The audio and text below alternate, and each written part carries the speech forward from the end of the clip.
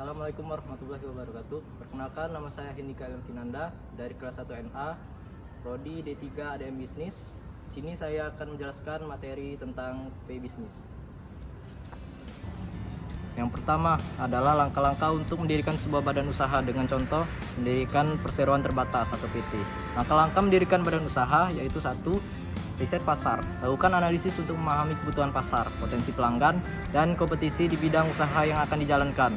Contoh, jika ingin mendirikan PT di bidang makanan, analisis tren makanan yang populer di daerah target.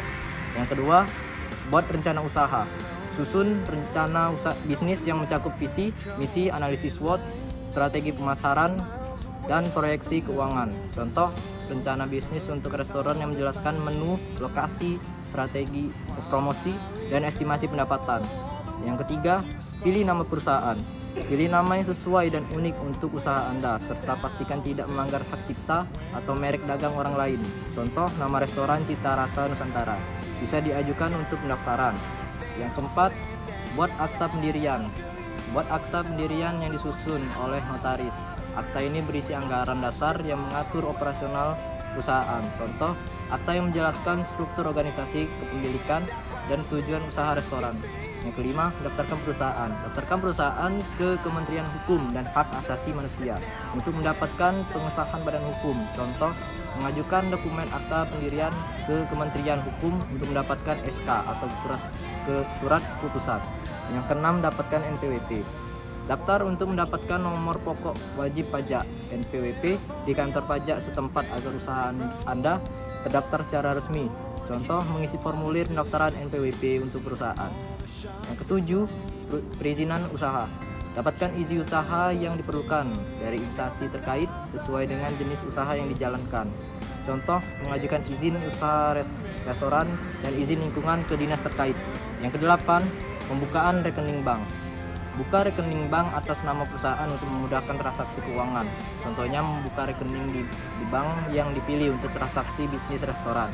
Yang kesembilan, registrasi karyawan. Jika memiliki karyawan, daftarkan mereka untuk jaminan sosial dan kepesertaan BPJS. Contoh, mengurus pendaftaran karyawan untuk BPJS, kesehatan, ketenagakerjaan. Dan yang 10, promosi dan pemasaran.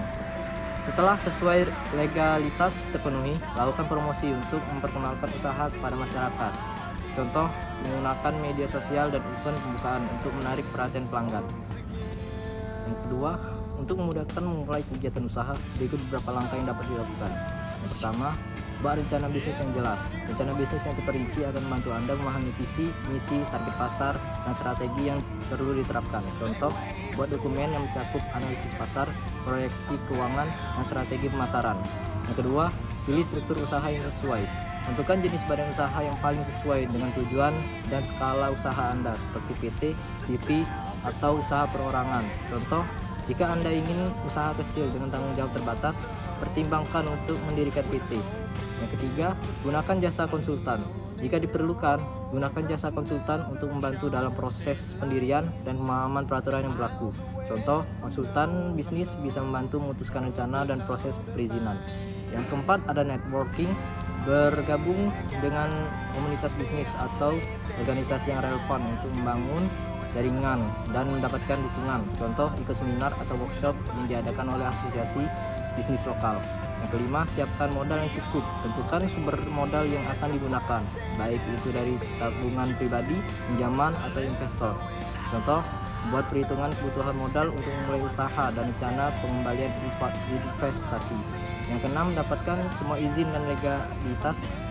Pastikan untuk memenuhi sebuah persyaratan perizinan dan legalitas sebelum memulai usaha. Contoh, ajukan izin usaha dan NPWP sebelum melakukan kegiatan operasional. Yang ketujuh, persiapkan sumber daya manusia. Tentukan kebutuhan karyawan dan lakukan proses rekrutmen sesuai kebutuhan usaha. Contoh, jika usaha restoran, rekrut koki, pelayan, dan staf pendukung lainnya.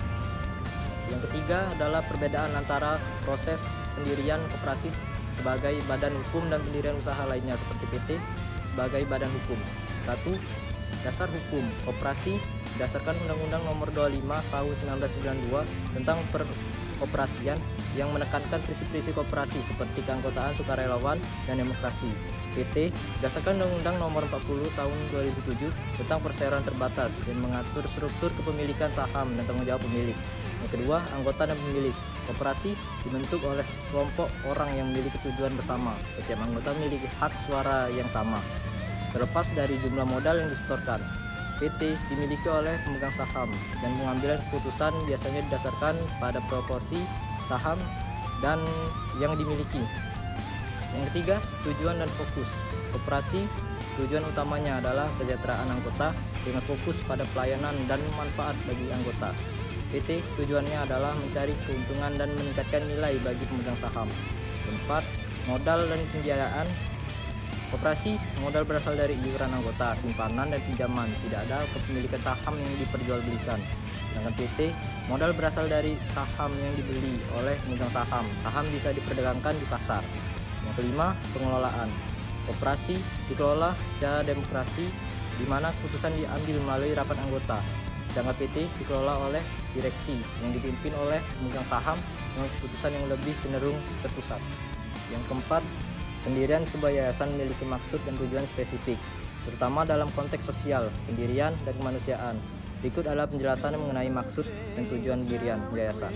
Maksud pendirian yayasan, yang pertama, kemanusiaan. Yayasan biasanya didirikan untuk memberikan bantuan kepada masyarakat, termasuk dalam bidang sosial, kesehatan, pendidikan, dan lingkungan. 2. Nirlaba. Yayasan berfungsi sebagai lembaga yang tidak mencari keuntungan, tetapi fokus pada pelaksanaan program yang bermanfaat bagi masyarakat. Yang ketiga, keberlanjutan. Yayasan berkomitmen untuk menciptakan program yang dapat berkelanjutan dalam jangka panjang untuk memberikan dampak positif. Tujuan pendirian yayasan. Yang pertama, meningkatkan kesejahteraan masyarakat.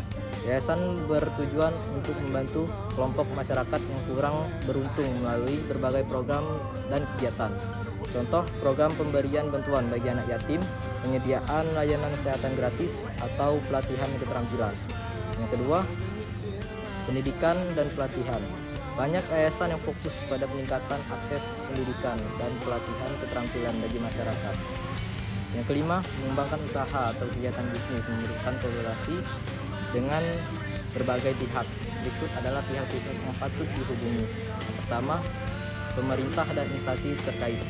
Yang satu, Dinas Perdagangan dan Perindustrian untuk informasi tentang izin usaha, regulasi, dan dukungan bisnis. Yang kedua, Kementerian Koperasi dan UKM untuk program bantuan dan pengembangan usaha kecil dan menengah. Yang ketiga, Dinas Kesehatan dan Dinas Lingkungan Hidup untuk izin dan regulasi terkait kesehatan dan lingkungan jika usaha Anda berkaitan dengan sektor tersebut. Yang kedua, konsultan bisnis. Konsultan manajemen membantu dalam perencanaan strategis, analisis pasar, dan pengembangan organisasi. Konsultan keuangan untuk saran tentang manajemen keuangan, investasi, dan perencanaan pajak. Yang ketiga, bank dan lembaga keuangan.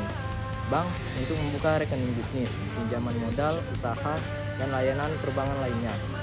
Lembaga pembiayaan seperti leasing atau modal ventura yang dapat menyediakan untuk ekspansi atau invasi.